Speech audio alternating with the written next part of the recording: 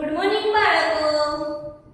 કેટલાઇઝર modern school ધોરણ 2 વિષય ગણિત ગમત વિષય છે આપણો પ્રકરણ ચોથું 10 ની ગણતરી.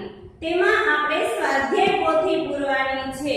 આપણે 2 લેક્ચર સુધી સ્વાધ્યાય પોથી પૂરી નાખેલી છે. આજે આપણે લેક્ચર 3 માં સ્વાધ્યાય પોથી પૂરવાની છે. તો બાળકો બધા જ બાળકો ગણિતની સ્વાધ્યાય પોથી કાઢો.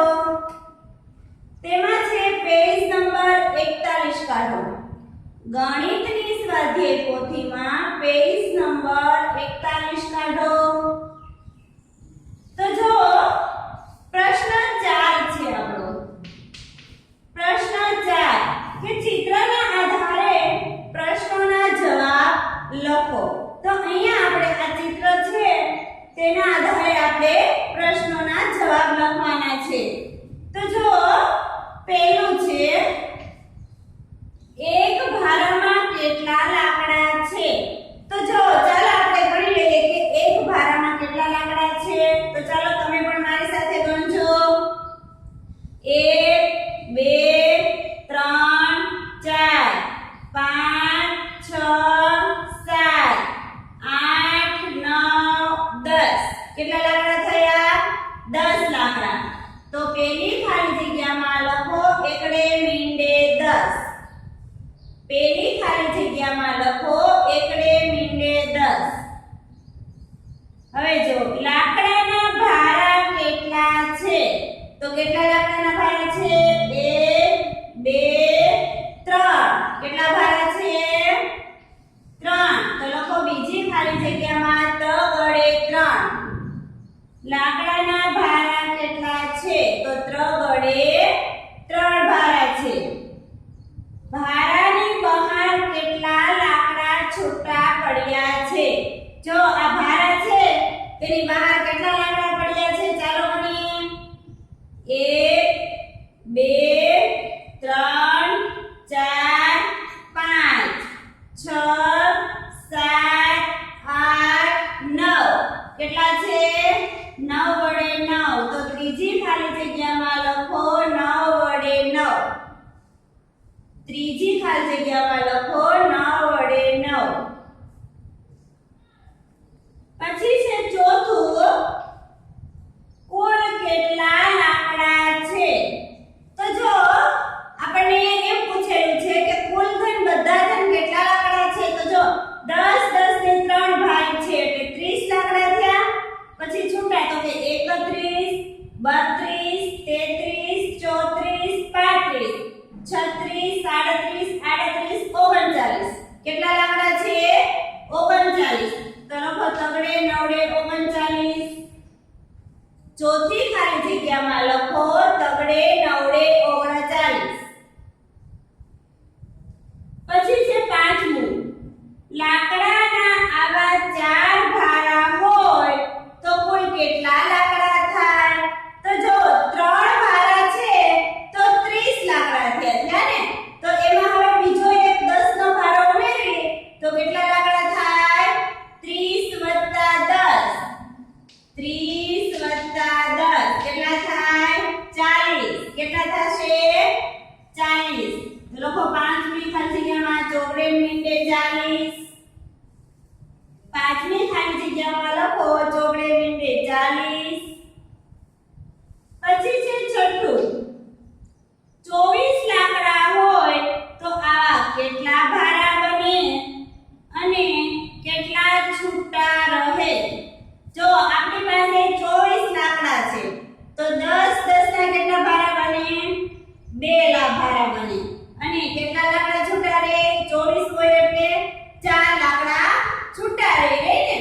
20 10 10 ના 2 ભારા બને એટલે 10 + 10 20 થઈ જાય અને 4 લાકડા છે તે છૂટા રહે.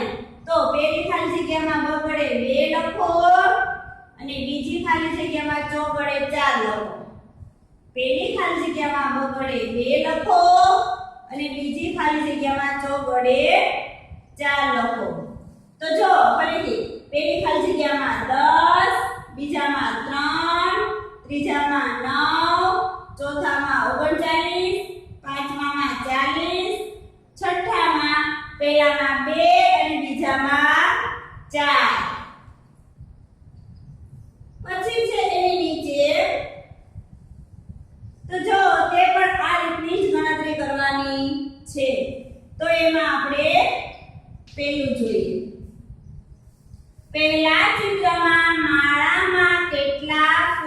ફૂલ છે.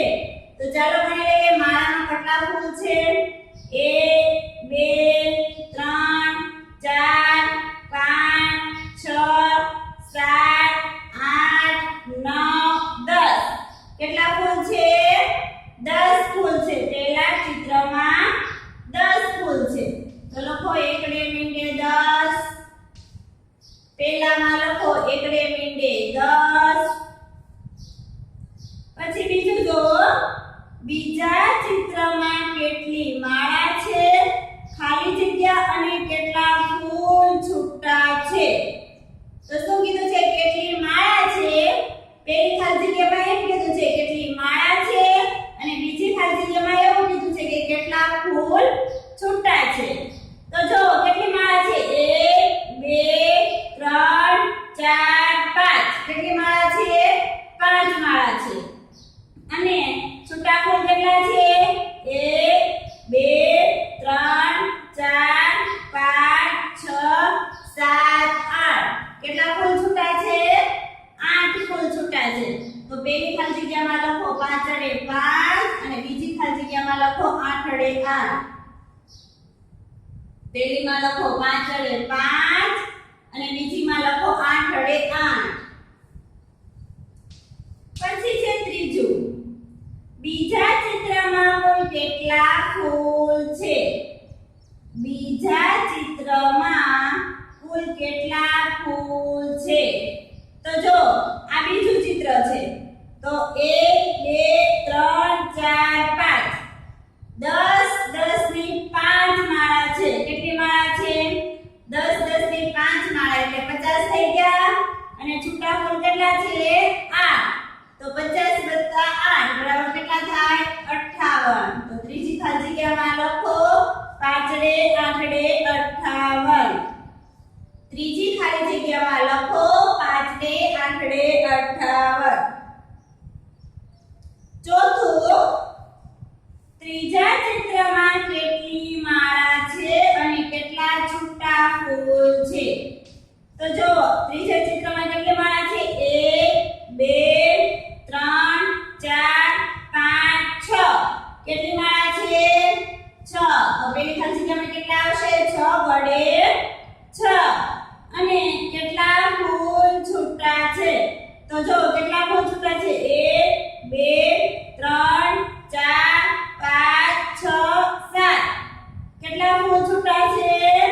7 અડે 7. તો જો પહેલી ખાલી જગ્યામાં 6 વડે 6 અને બીજી ખાલી જગ્યામાં 7 અડે 7. પછી છે પાંચમું. ત્રીજા ચિત્રમાં કુલ કેટલા ફૂલ છે. તો જો 6 માળા છે 7 ફૂલ છૂટા છે. 6 માળા 10 10 ફૂલની 6 માળા છે એટલે કેટલા થયા 60. અને 7 ફૂલ છૂટા તો કેટલા થયા 67.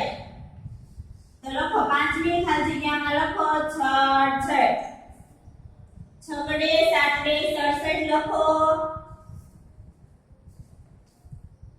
પછી છે છઠ્ઠું. 36 ફૂલ હોય તો આવી કેટલી માળા બને અને કેટલા ફૂલ છૂટા રહે. બે ખાલી જગ્યા છે. જો 36 ફૂલ હોય તો 3 બને. કેટલા બને. 3 માળા બને. 10 10 ની 3 માળા બને અને 6 ફૂલ છૂટા રહે. તો લખો 3 વડે 3 અને 6 વડે 6. 3 વડે 3 અને 6 વડે 6. હવે છે આપણો પ્રશ્ન 5. તે પણ આ રીતે ચિત્રના આધારે જ આપણે પ્રશ્નનો જવાબ લખવાના છે. પ્રશ્ન આપણો છે 5. અહીંયા પેન્સિલ નો આપેલું છે. એક પેકેટમાં કેટલી પેન્સિલ છે. તો ચાલો મને એક પેકેટમાં કેટલી પેન્સિલ છે.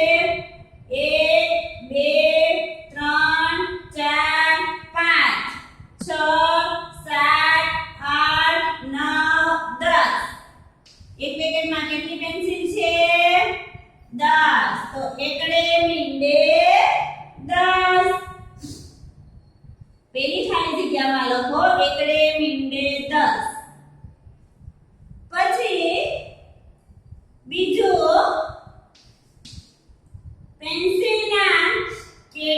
પેન્સિલના પેકેટ કેટલા છે? તો ચાલો ગણી લઈએ કેટલા પેકેટ છે. 1 2 3 4 5 6. પેન્સિલના કેટલા પેકેટ છે? 6. તો લખો હાલો બીજામાં 6 ગડે 6. બીજામાં લખો 6 ગડે 6. પછી છે ત્રીજું પેકેટની બહાર કેટલી પેન્સિલ છે? તો જો કેટલી પેન્સિલ પડી છે? 4 પેન્સિલ પડી છે. પેકેટની બહાર કેટલી પેન્સિલ છે? 4 પેન્સિલ. તો લખો હાલો પેકેટની બહાર 4 પેન્સિલ. લખો ચોગડે 4. ત્રીજી ખાલી જગ્યામાં લખો ચોગડે 4. પછી છે ચોથી ખાલી જગ્યા કુલ કેટલી પેન્સિલ છે? તો જો 6 પેકેટ છે. 10 10 ના એટલે 60 થઈ ગયા. અને છૂટી કેટલી છે? 4. એટલે કેટલી થશે? 64. કેટલી? 64. છગડે ચોગડે 64. ચોથી ખાલી જગ્યામાં લખો 64. પછી છે પાંચમું 67 છે. પાંચમું 47 પેન્સિલ હોય તો આવા કેટલા પેકેટ બને?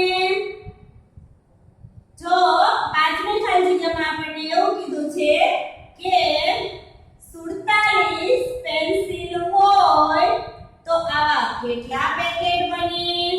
તો કેટલા પેકેટ બને? 4 પેકેટ બને. બને ને 4 પેકેટ. અને 7 પેન્સિલ છૂટી રહે. કેટલી પેન્સિલ છૂટી રહે? 7 પેન્સિલ. તો પહેલીમાં 4 અને બીજીમાં 7. પહેલામાં 4 અને બીજામાં 7. હવે એના પછી છે તે ચાંદલાની ગણતરી છે. શું છે? ચાંદલાની ગણતરી છે. તો જો એક પેકેટમાં કેટલા ચાંદલા છે? તો ચાલો આપણે ગણી લઈએ એક પેકેટમાં કેટલા ચાંદલા છે. 1 2 3 4 5 6 7 8 9 10. એક પેકેટમાં કેટલા ચાંદલા છે? 10. તો પેલામાં લખો એકડે મીંડે 10. પછી બીજું ચાંદલાના પેકેટ કેટલા છે? બધા થયું તો ચાલો ગણીએ 1 2 3 4 5 6 7. કેટલા પેકેટ છે? 7. લખો હાલો બીજામાં લખો 7 અડે 7. પછી છે ત્રીજું કુલ કેટલા ચાંદલા છે? જો 10 10 ના 7 પેકેટ છે એટલે કેટલા થશે? 70. 7 ને મીંડે 70. તો ત્રીજી ખાલી જગ્યામાં લખો 70. તેના પછી છે 58 ચાંદલા હોય તો આવા કેટલા પેકેટ બને અને કેટલા પેકેટ બહાર છૂટા? કેટલા ચાંદલા પેકેટની બહાર છૂટા રહે? તો કેટલા બનશે? 58 છે એટલે 5. અને કેટલા છૂટા રહેશે? 8. તો પેલી ખાલી જગ્યામાં 5 અને બીજામાં 8. તો જો પેલીમાં 10 લખો, બીજીમાં 7